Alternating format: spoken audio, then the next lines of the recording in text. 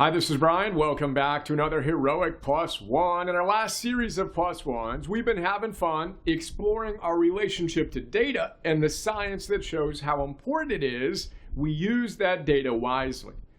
Now, it's funny because the family called me right after I typed that last one. We chatted about the SoCal Awards ceremony and how inspiring it was.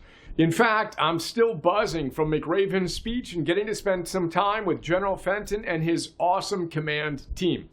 Now, then I told Emerson about the plus ones I was writing and how I just wrote about that day when he had a terrible aura score but the best day of chess in his life. He said, and I got goosebumps typing this, "Oh yeah, I remember that day. That's the day I got over 2,000 on Chess.com. Now, I didn't remember that detail.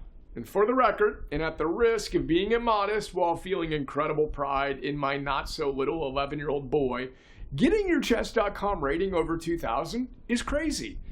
But what I'm most excited about is that he knows he can show up as his best even when he might not be feeling his best.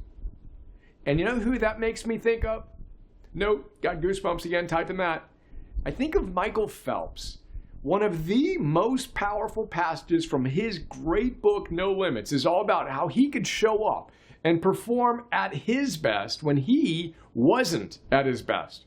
Here's the passage from his book. He tells us one thing that separates Michael from other swimmers, Bob, his coach, liked to say, is that if they don't feel good, they don't swim good.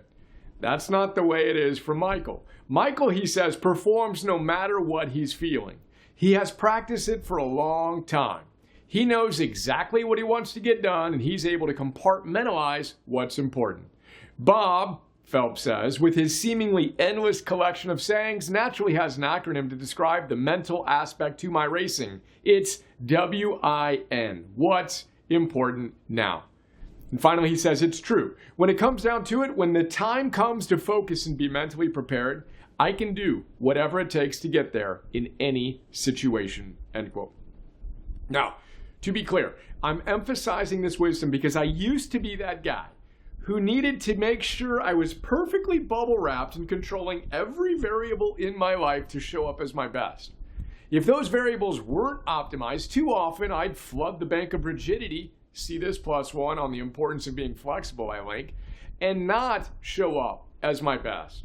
Now I'm all in on channeling my inner Emerson and Ellen Langer and Michael Phelps, and that's today's plus one.